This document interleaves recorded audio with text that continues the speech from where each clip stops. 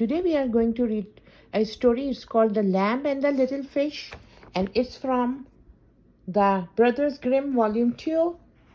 Let's start. You ready? Let's do it. There was once a little brother and little sister who loved each other with all their hearts.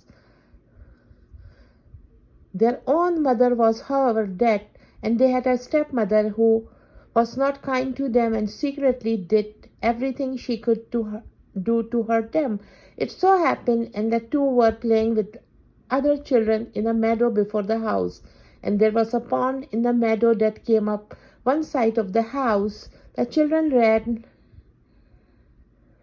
about it and caught each other and played at counting out.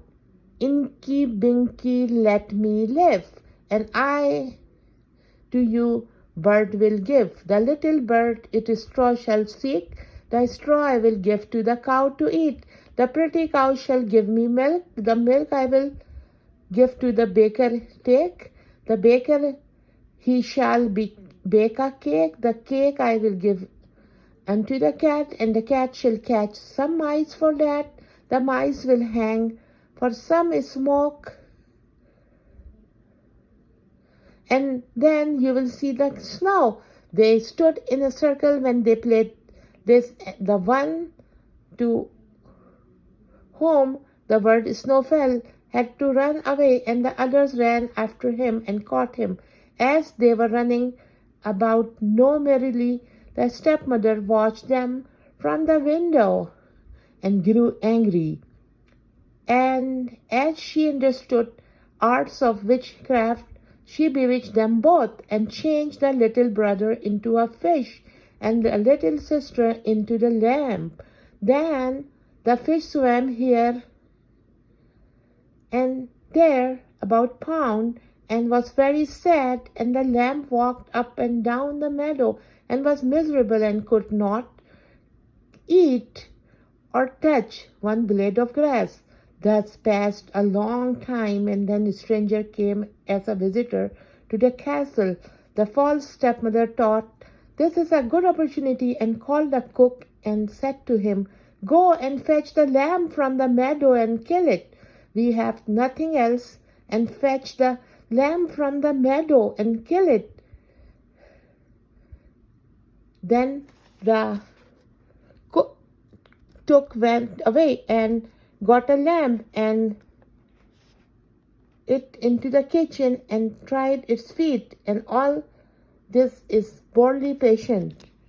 When he had drawn out his knife and was sharpening it on the doorstep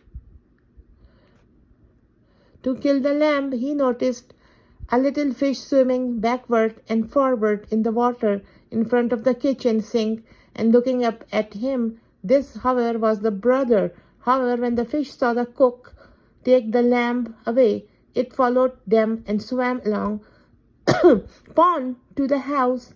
Then the lamb cried down, "Ah, brother in the pond so deep, how sad is my poor heart. Even now he whets his knife to take my tender life." The little fish answered, "Ah, little sister, up on high, how sad is the poor heart, while in this pond I lie." When the cook heard the lamb could speak and said such sad words to the fish down below, he terrified and thought that this could be no common lamb, but must be bewitched by the wicked woman in the house. Then he asked, "Be calm, I will not kill you," and took another deep sheep and made it ready for the guest and gave the lamb to a good peasant woman, to whom he related all the way he had seen the hurt. The peasant was, however, the very woman who had been foster mother to the little sister, and suspected at once who lamb was, and took it in a wise woman.